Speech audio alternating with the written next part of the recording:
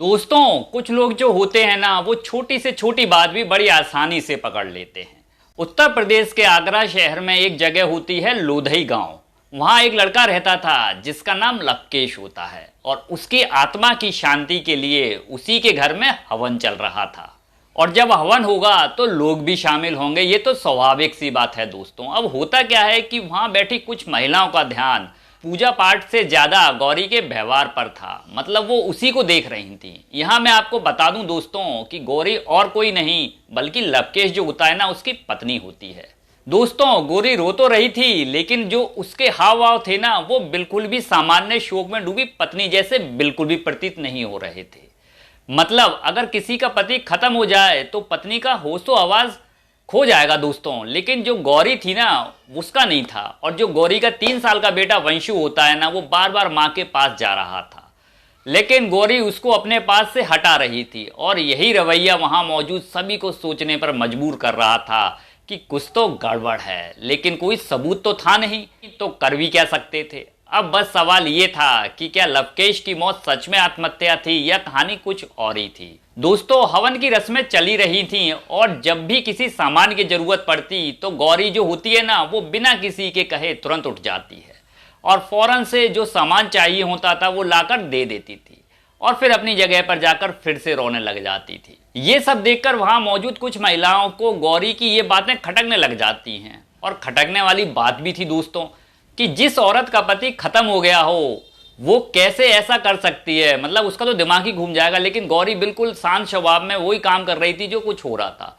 और कुछ देर बाद उनमें से एक महिला ने हिम्मत जुटाई और गौरी से पूछ ही लिया, बहन, उस रात आखिर क्या हुआ था और लवकेश की मौत कैसे हुई। ये सब सवाल सुनते ही गौरी जवाब देने के बजाय दोस्तों फूट फूट कर रोने लग जाती है। और जो गौरी होती है ना दोस्तों, वो बातों को घुमाने लग जाती है, मतलब स्पष्ट जवाब नहीं देती। अब वहां मौजूद महिलाओं का यह शक यकीन में बदल गया था कि दाल में कुछ ना कुछ तो काला है। और कुछ औरतों का तो कहना था कि दाल ही पूरी काली है हमारे हिसाब से। तो अब क्या होता है दोस्तों कि एक महिला ने गौरी से कहा गुस्से में कि अगर तुम सच नहीं बताओगी तो हम पुलिस को बुलाएंगे और फिर वो अपने हिसाब से और अपने तरीके से जब तुमसे पूछेगी तो तुम शायद बता दो। फिर क्या था, गौरी ने रोते रोते जब बोलना शुरू किया और बताना शुरू किया तो वहां बैठे सभी लोगों के पैरों तले जमीन खिसक गई कि ये कैसे हो गया और ये क्या बोल रही है। तो नमस्कार मेरे प्यारे साथियों, स्वागत है आपका आपके अपने YouTube चैनल आपकी जिज्ञासा में। और मैं हूं स्वतंत्र। आप ये वीडियो कहां से देख रहे हैं कमेंट बॉक्स में जरूर बताइएगा। दोस्तों, आप लोग कमेंट करते नहीं हैं तो प्लीज कमेंट जरूर करिएगा और लाइक भी कर दीजिएगा। तो चलिए सीधे कहानी पर चलते हैं। ये कहानी है दोस्तों उत्तर प्रदेश के आगरा शहर की, जहां एक गांव लगता है लोधई। 10 फरवरी 2026 की सुबह करीब 6:30 बजे सुरेश चंद्र तोमर के फोन की घंटी बजती है और फोन पर और कोई नहीं बल्कि उनकी बहू गौरी होती है। दोस्तों, अब क्या होता है कि सुरेश चंद्र तोमर जो थे ना, वो कुछ देर के लिए सोच में पड़ जाते हैं कि इतनी सुबह सुबह बहू का कॉल क्यों आ रहा है और ये क्यों कर रही है।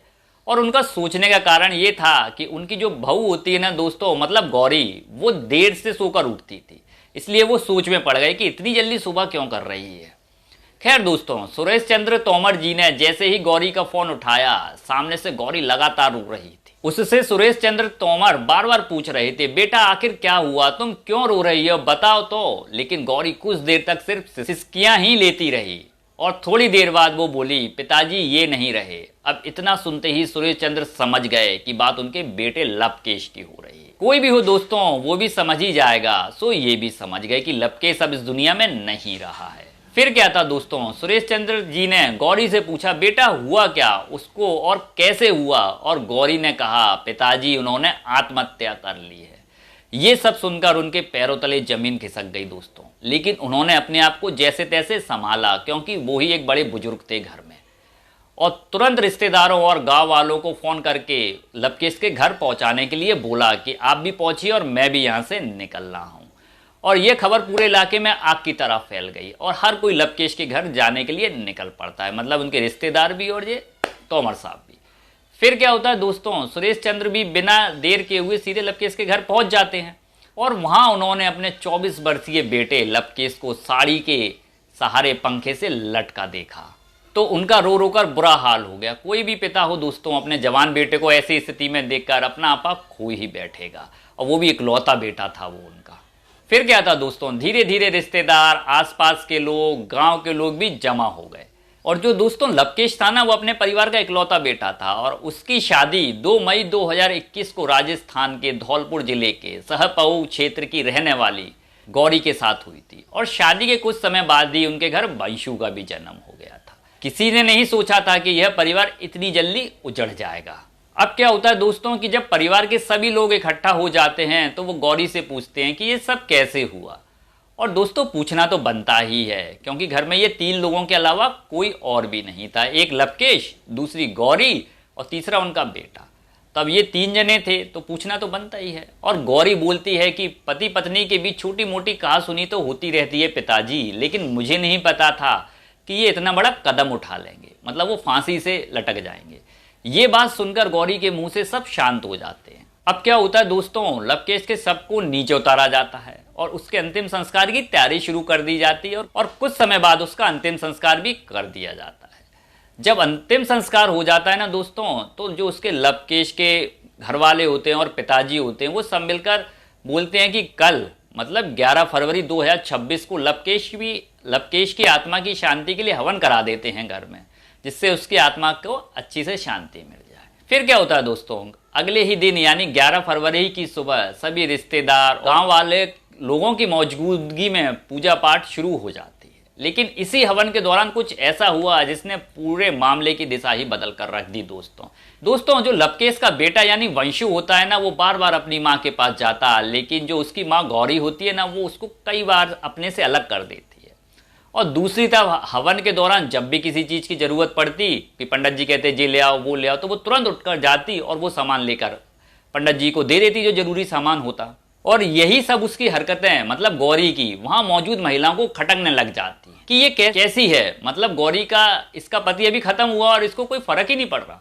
ये तो दोस्तों सोचने वाली बात सच में ही है कि कोई भी हो या किसी महिला का पति खत्म हो जाता है तो वो बेसुध हो जाती है, इतना होश में नहीं रहती, वो भी दूसरे दिन ही। यही सबको खटकने लगा था। फिर क्या था दोस्तों, वहां मौजूद औरतों के दिमाग में शक का बीज डल गया कि कुछ ना कुछ तो गड़बड़ है। फिर क्या था, धीरे धीरे यह चर्चा पूरे गांव में फैल जाती है। कुछ लोगों ने तो यहां तक कहा कि उन्हें पहले से भी कुछ बातें सुनी है, मतलब कुछ कानाफूसी गांव में चली होगी, उन्हें सुनी है।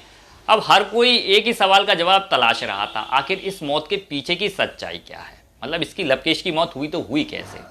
अब क्या होता है दोस्तों, जो लवकेश के पिता होते हैं ना, वो गौरी से पूछते हैं आराम से कि बेटा ये सब कैसे हुआ। लेकिन जो गौरी थी ना, वो जवाब देने की जगह जोर जोर से रोने लग जाती है। जब भी कोई उससे जवाब पूछता है वो जोर जोर से रोने लग जाती है, और जो भी उससे जवाब पूछते वो गोल गोल बातें करती और फिर रोने लगती, मतलब स्पष्ट जवाब नहीं दे रही थी, मतलब जैसी सवाल पूछा रोने लग जाती थी। ये सब तमाशा देख गौरी का एक महिला उठी और कड़क आवाज में गौरी से बोलती है, बताती हो कि नहीं तो फिर पुलिस को बुलाकर तुमसे पूछताछ करी जाए।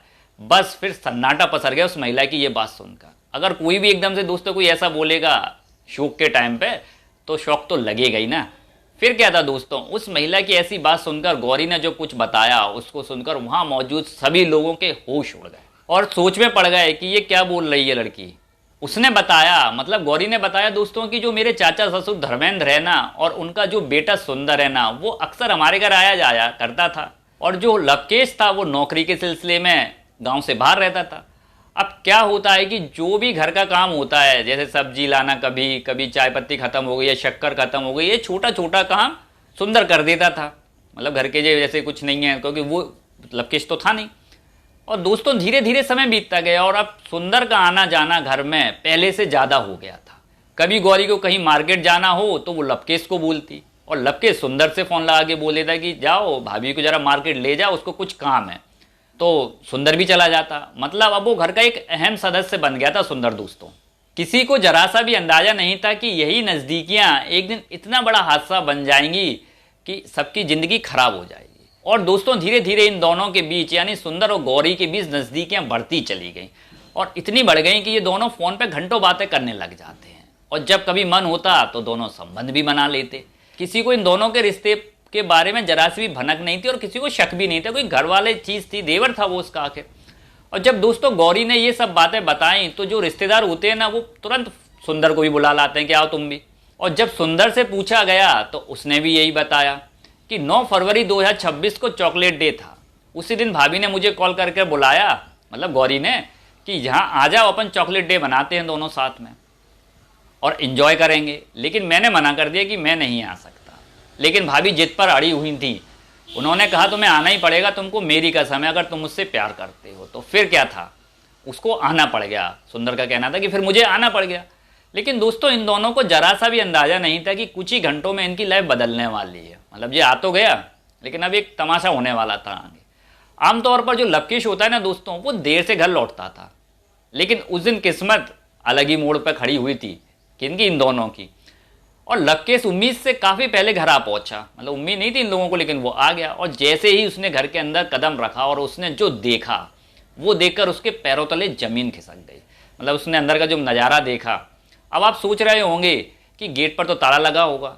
नहीं दोस्तों, गेट पर ताला नहीं लगाया था इन दोनों ने, क्योंकि इनको ये अंदाजा था कि वो तो लेट आएगा। इस बेफिक्री में थे ये दोनों के दोनों आराम से। खैर, जैसे ही लवकेश इन दोनों को यानी कि सुंदर और गौरी को आपत्तिजनक हालत में देख लेता है, तो उनसे इन दोनों से सवाल करना शुरू कर देता है। मतलब वो इनसे सवाल पूछना चालू कर देता है, कैसे कर रहे हो तुम, कब से है, ये क्या है। गुस्सा करता है और विरोध भी करता है। फिर दोनों के बीच में हाथापाई हो जाती है।